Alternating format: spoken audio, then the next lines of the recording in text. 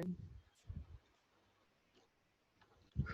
citric acid cycle is basically, huh, okay, takes place in the matrix of your mitochondria, and the pyruvic acid, that is the end product of glycolysis, it never directly enters Krebs cycle, but it will be converted into a form called acetyl coenzyme. That is what links Krebs cycle and glycolysis.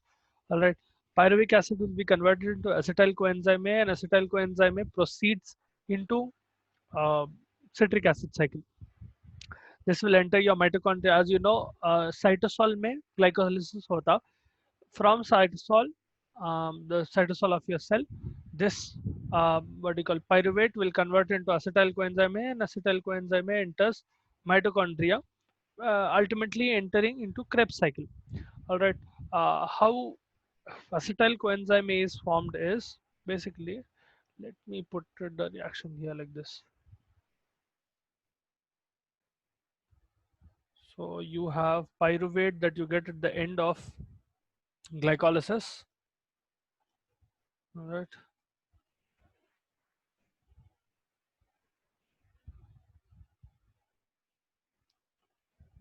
And you are getting acetyl coenzyme A.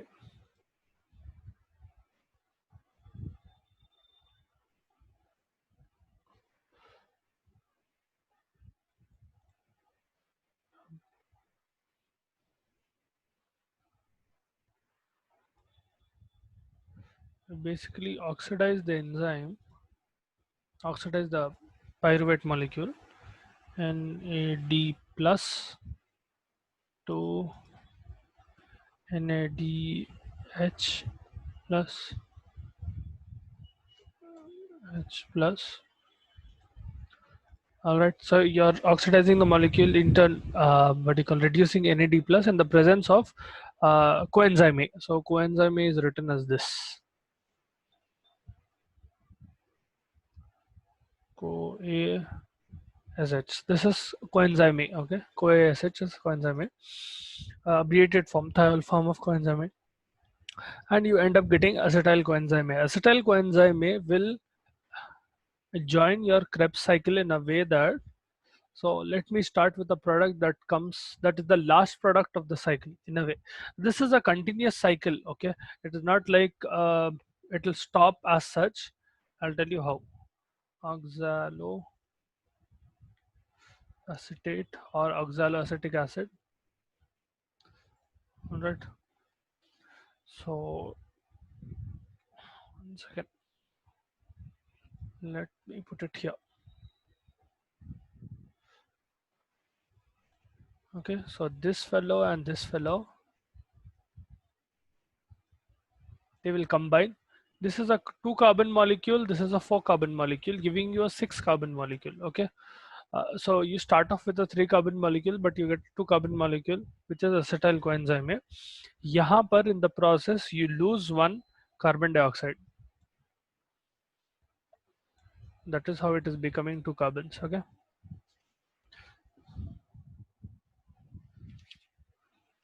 Now acetic acid, when combined with acetyl coenzyme, you get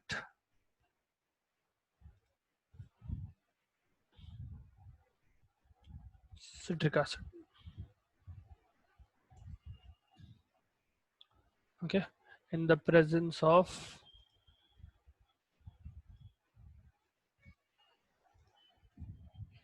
the enzyme citrate synthetase or citrate synthase,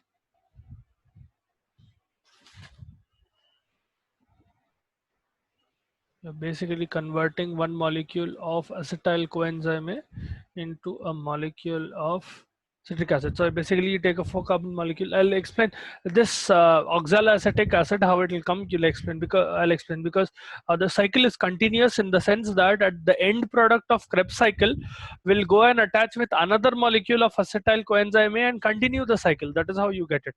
Okay, you will understand it in a bit. Now here we have citric acid. Citric acid is further converted into,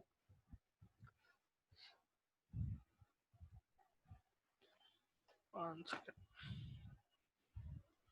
it's converted into Cis-aconitic acid.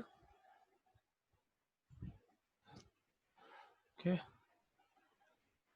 in the presence of the enzyme aconitase. All right.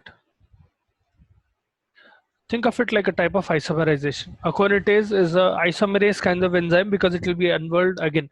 Citric acid, this still remains a 6 carbon compound. Okay, all that it does is aconitase, it will dehydrate the molecule. So water comes out and it changes structure to cis-aconitic acid. Cis-aconitic acid will again be converted into the same enzyme will come into picture. Aconitase here again. Another molecule of water is lost.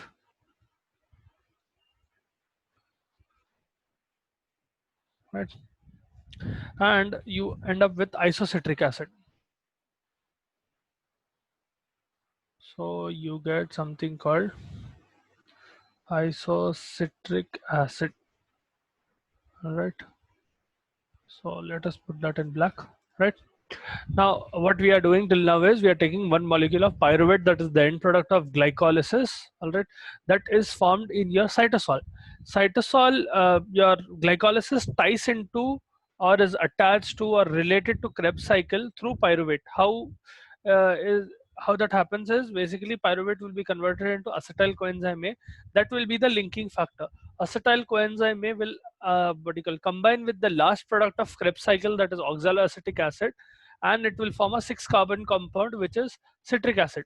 Citric acid will undergo dehydration twice to form cis-aconitic acid and isocitric acid.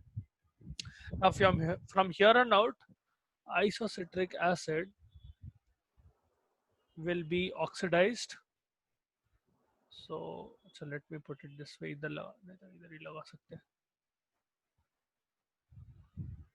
So you have a molecule of NAD plus giving out NADH plus H plus.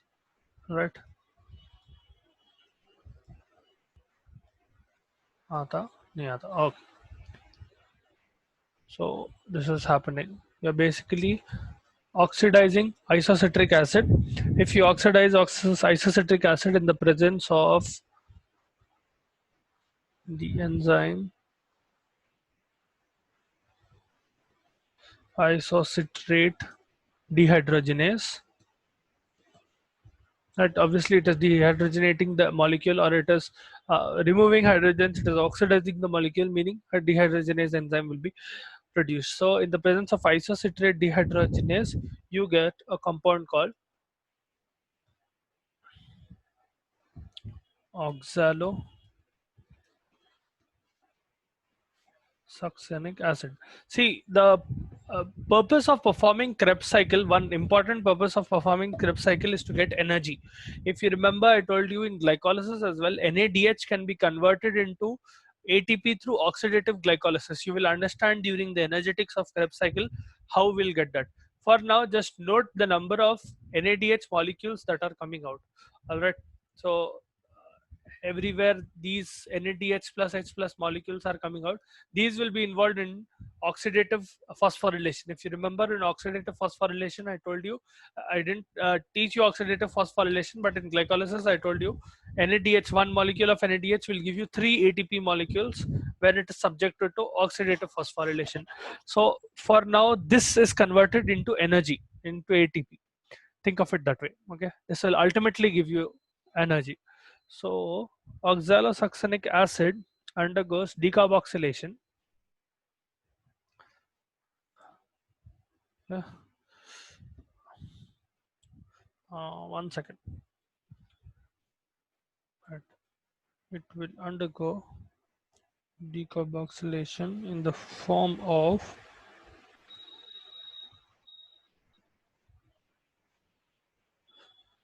1 second.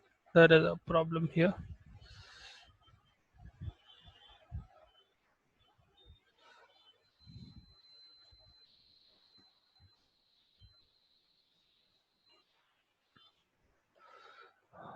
It's allosuccinic decarboxylase.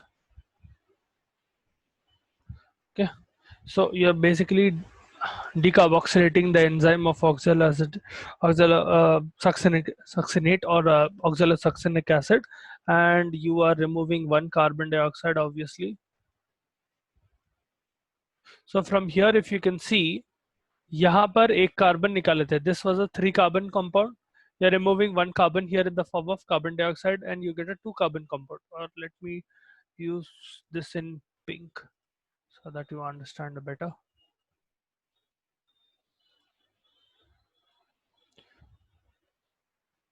Right. This is uh, this is a 3 carbon molecule. You're removing one carbon here, so you get a 2 carbon molecule here, and this 2 carbon molecule attaches with a 4 carbon molecule, where you get a 6 carbon molecule, which is citric acid cycle. Here you're just removing water, so no loss of carbons. This is still a 6 carbon molecule. So is this citric acid. Isocitric acid is also 6 carbon molecule, and this as well. Right, till here you're not removing any carbons. Here you lose another carbon, so what you end up getting is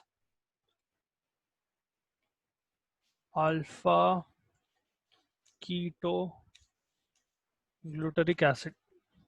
Okay, it's also called alpha ketoglutarate or alpha ketoglutaric acid. Okay, so let me put that in black.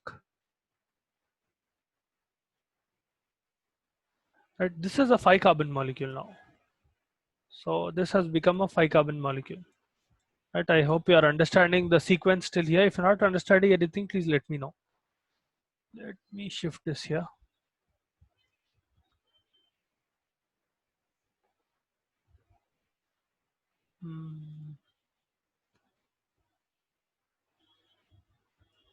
Now, alpha ketoglutaric acid will undergo another dehydrogenation wherein NAD plus will be converted into NADH. So you have NAD plus, that is oxidizing the molecule of alpha ketoglutaric acid, wherein you are getting NADH plus H plus. All right.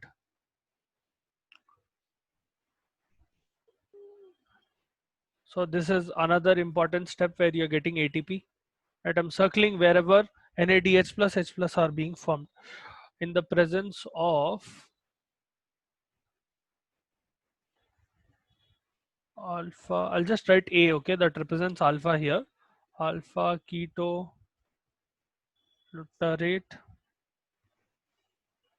dehydrogenase. So where is that? Yeah. So this is the enzyme that is dehydrogenating alpha ketoglutaric acid, and you end up with, obviously in the presence of यहाँ पर another thing will happen. Your किधर गया? Carbon dioxide is lost here. Another molecule of carbon dioxide is lost. So CO2, and this reaction occurs in the presence of uh, acetyl CoA or coenzyme A, sorry, not acetyl CoA. So you have, should I write this? Yeah, COASH. Okay, let me put that in a different color. So a lot of things are happening in this reaction. First, what will happen is alpha ketoglutaric acid will undergo oxidation. NAD plus will take up hydrogens from alpha ketoglutaric acid, in turn getting reduced. Okay, NAD plus will get reduced, and one carbon molecule is removed in the form of carbon dioxide, and coenzyme A is attached. Technically speaking, the net amount of carbons that it is losing is 0, because coenzyme A has a carbon itself, and you're losing one carbon dioxide. So you're attaching one carbon and you're removing one carbon. But in the main structure, one carbon will decrease, because the end product that you get at the end of this will be succinyl coenzyme A. Okay, coenzyme is a special structure that takes up its own carbon. It will not give carbon to what you call the primary structure, in the sense that think of it this way. Let me put it this way. let's suppose ketoglutarate acid is a structure like this. Let's suppose 5 carbon structure है ना. Now from here I'm removing one carbon in the form of carbon dioxide, okay, and I'm adding another carbon in the form of acetyl CoA. But the thing is, here only 4 will be left in the main structure. Acetyl CoA will come and attach here in a different way. It will be occupied by a different molecule. So this is not the primary moiety. This will be the succinyl part and this will be the coenzyme part. All right, this is a very rough, what do you call, gross understatement, not understatement, simplification, but this is how it goes. Okay, coenzyme A will not exactly be part of, or the carbon that is coming with coenzyme A will not be part of the main chain. Okay, till now the main chain had 5 carbons. Succinyl CoA will have 4 carbons. Okay, the succinyl part will have 4 carbons. You will have another carbon in the form of coenzyme A, but that is not counted in the main structure. Okay, so this has become a 4 carbon structure, right? So let me erase this.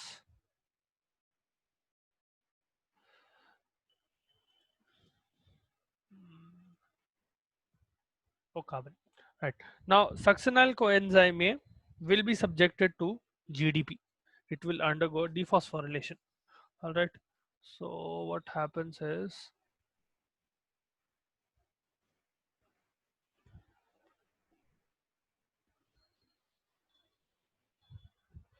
hmm,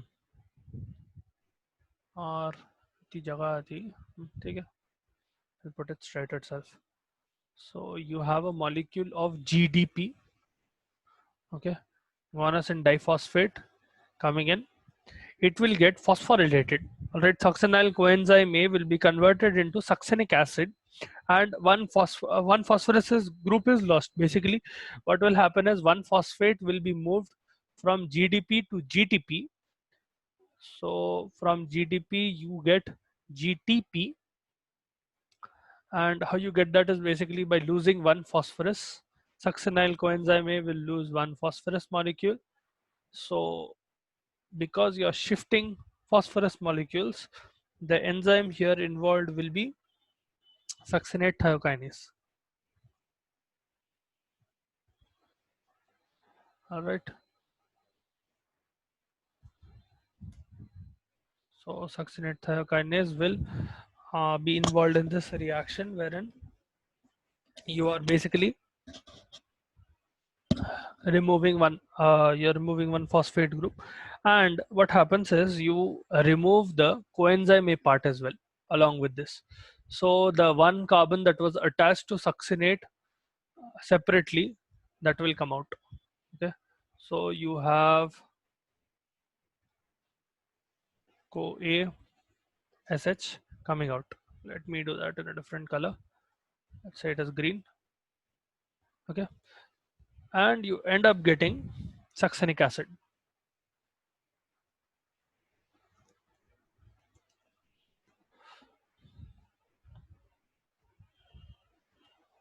So I'll explain that reaction once again. Now we have a 4 carbon succinyl coenzyme A molecule, right? Succinyl part itself has 4 carbons. Coenzyme A has 1 carbon, but that is something that is, think of it like, what do you call, a structure attached to succinyl A coenzyme A, but it does not involve in the number of carbons here. That carbon is not counted in succinyl coenzyme A, though it has a carbon of its own. That carbon is not counted in succinyl. Succinyl part itself will have 4 carbons. Now what ends up happening is one phosphate molecule will be removed and it will be given to GTP, will be given to GDP. Technically speaking, there will be a inorganic phosphate molecule present here. That phosphate molecule, basically that phosphate molecule is being attached to GDP, and the energy used is from succinyl coenzyme A. But the enzyme involved will be succinyl thiokinase, because you're shifting phosphate molecule. What ends up happening is GDP will be converted into GTP using this phosphate and this GDP. You are getting GTP triphosphate, and you lose this coenzyme A. Okay, so here the coenzyme part will come out, and what you are left with is succinic acid. All right, now succinic acid will undergo oxidation again, but it will undergo oxidation in a different form this time. All right, in the sense that instead of, till now you have seen that NADH have been removing hydrogens, right? Here FAD will be involved, flavin adenosine dinucleotide. Okay, so FAD plus, or you can write it as FAD as well, that is fine, will give you FADH2. Okay, that H2 is the 2 is in subscript, but here I'm not able to draw that, so write that, so I'll put it that way. Okay, basically FAD is taking away 2 molecules of hydrogens from succinic acid, basically oxidizing the molecule in the presence of succinate dehydrogenase. See, for those of you who are from, I'm not sure whether it is still there or not, but in intermediate, Krebs cycle was there. So this should be more like a revision to you. But for those of you who didn't have it, then this is Krebs cycle. But what you end up getting is fumaric acid.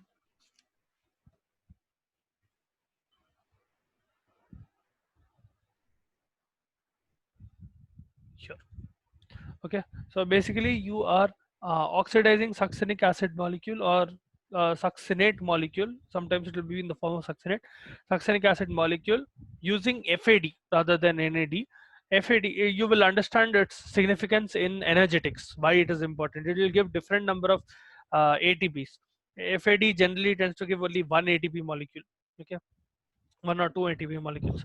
Now, fumarate or fumaric acid in turn will undergo hydration, wherein what will happen is one water molecule will be added to this. So I have H2O being added here in the presence of fumarase, and I'll end up getting malic acid. Okay.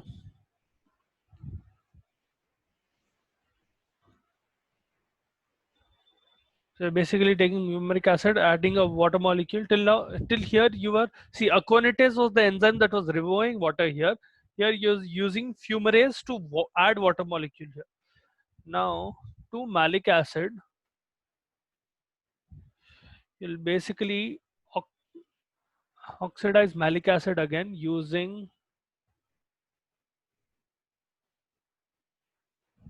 NAD plus, and you end up getting NADH plus H plus. All right. So here, okay, let me circle this fellow as well. This is, see, all the circled parts is where you will, these will be converted into ATP, okay, to oxidative phosphorylation in the presence of malate dehydrogenase.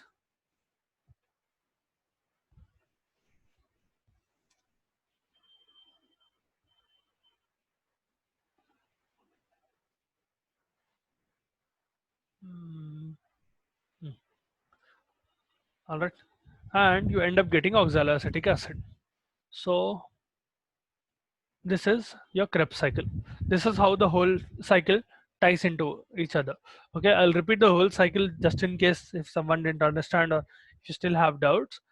Now we are taking one molecule of pyruvate. Okay, that is the end product of glycolysis, if you remember.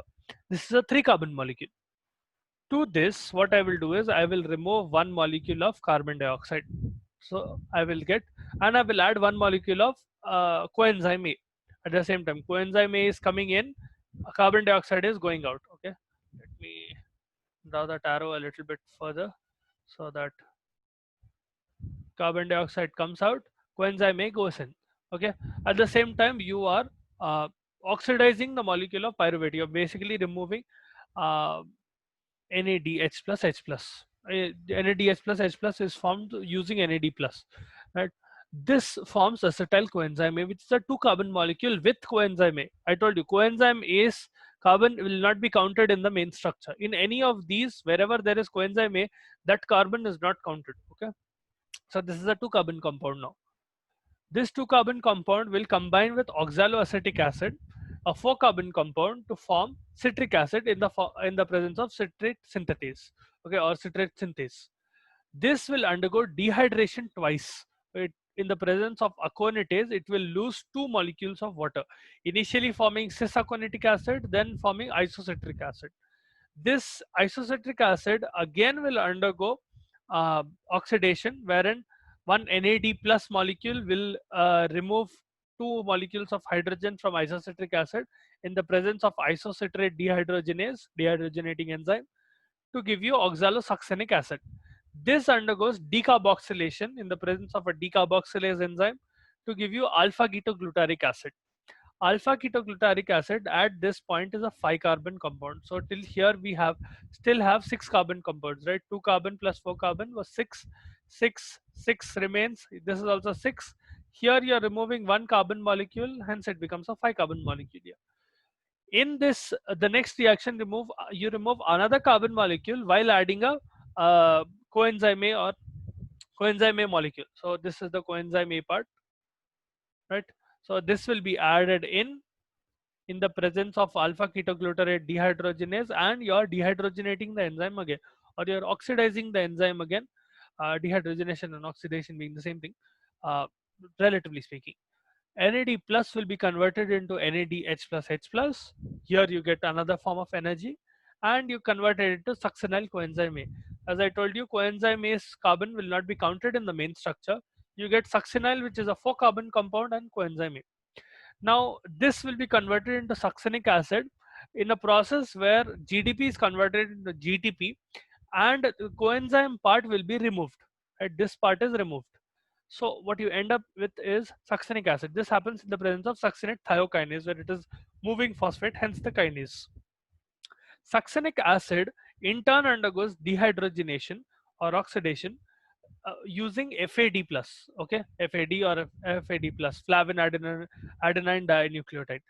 This will form FADH2, right? Basically removing 2 hydrogens and giving you fumaric acid. Fumaric acid undergoes hydrolysis. Okay, it will what do you call? Basically, one water molecule will be added to fumaric acid to give you malic acid. Malic acid will again undergo dehydrogenation, wherein it is losing H plus molecules, and you end up getting oxaloacetic acid. Okay, your Krebs cycle technically will stop at oxaloacetic acid until and unless one molecule of pyruvate comes in. Okay, if pyruvate is coming in the sense that pyruvate is coming in the form of acetyl CoA, this acetyl CoA will add to oxaloacetic to continue the cycle as citric acid, and the whole cycle repeats till you get oxaloacetic acid again. Okay, that is how Krebs cycle is related to glycolysis, and that is how Krebs cycle runs. All right, I hope you understood what is Krebs cycle.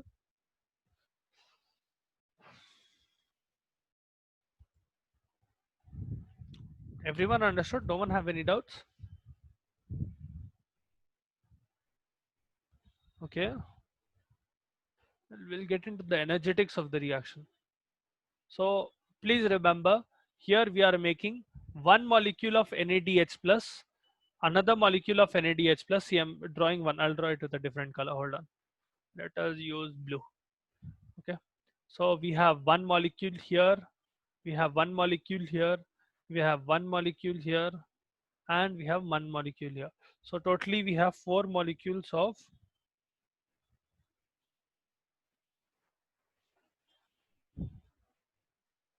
correct. So we have 4 molecules of NADH plus H plus. Now this step is also important. Okay, whenever succinyl coenzyme A will be converted into succinic acid, specifically GTP is formed. This is considered as 1 ATP being formed. Okay, GTP is equivalent to 1 ATP. Okay, and you are getting FADH plus FADH2. So one molecule of FADH2.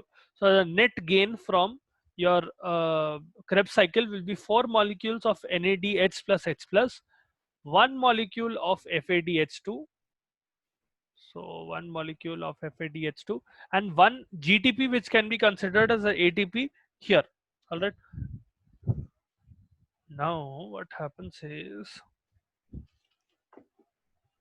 1 second. 1 2 3 4. Technically this fella is not counted. ये बाहर है ना Krebs cycle के.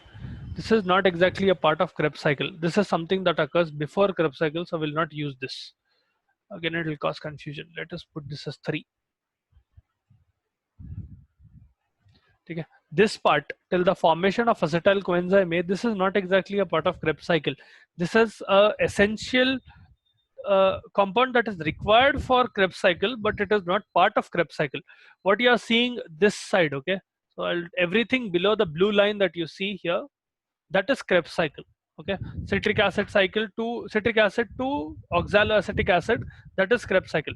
What is happening on top, acetyl coenzyme A formation, that is not the that is not the part of Krebs cycle. Hence, this NADH plus H plus cannot be considered in energetics.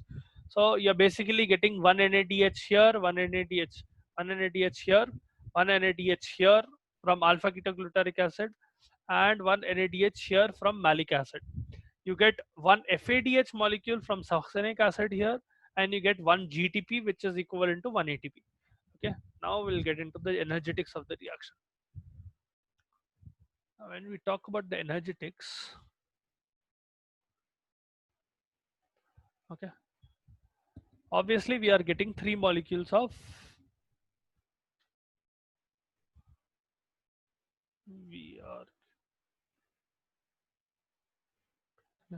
we get 3 molecules of NADH or plus H plus. Okay, if you remember, I told you NADH plus H plus when passes through your oxidative phosphorylation. So let me write it here. Oxidative for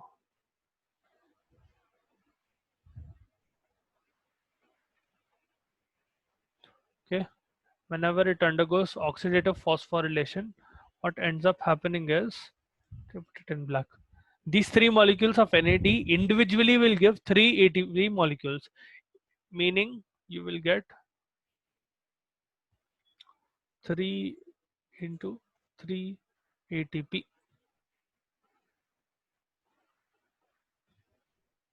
equals 9 ATP. Correct? So here you are getting 9 ATP. Whenever one molecule of FAD plus, one molecule of FADH2 ऐसा लगा देंगे H2 undergoes oxidative phosphorylation,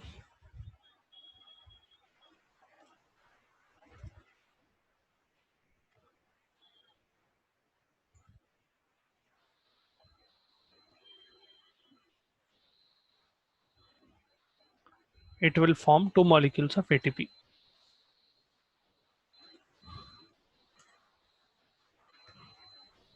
Let me put it here. Okay, and you are getting 1 GTP. Right, you get 1 GTP when succinyl coenzyme is converted into succinic acid. I told you this fellow can be considered the same as 1 GTP.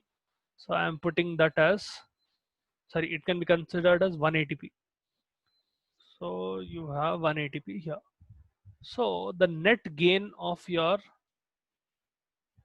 glycolysis of your Krebs cycle will be 12 molecules of ATP. Okay. Because energy is not used in Krebs cycle in the sense that ATP is not put in, there is no net gain will be the same as the total gain that is that you are getting, in the sense that there is no ATP molecules that are lost like in glycolysis. Here all the molecules that are formed will be converted or used as energy. Nothing is used in the reaction itself. This is the energetics of your Krebs cycle. All right. I hope you understood the energetics of this reaction. Okay. This is basically why we are performing. What is the importance of citric acid cycle is, this is the final common pathway for carbohydrates, proteins and fats to form acetyl coenzyme A. Okay, so whenever you are breaking down carbohydrates and proteins and fats, the way you can get acetyl coenzyme A before citric acid cycle, that is to form energy.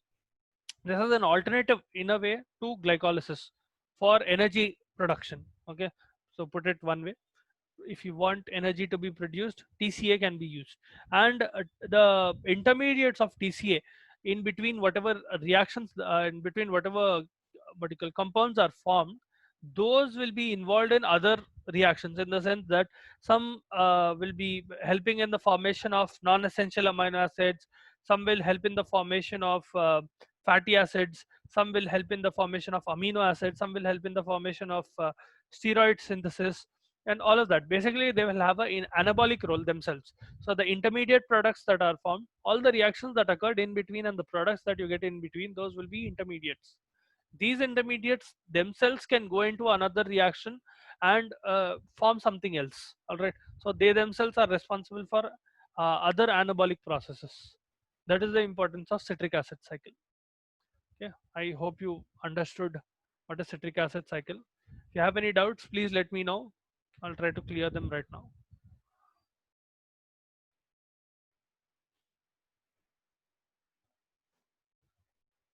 Oh, everyone understood citric acid cycle. That's okay. See, you'll have to memorize these names and all of that. So it is better that you understand at least some part of it. In your textbook, in some textbooks, you will have these with structures. So I would suggest that if you want to, you can memorize the structures as well and draw them as structures, or you can simply write them as names as well. Okay, luckily for you, all the other cycles are present in the form of names rather than structures, so you can get away with just writing the names as well. But if you're so inclined, you can even memorize the structures if you want to, right? So if you have no doubts, then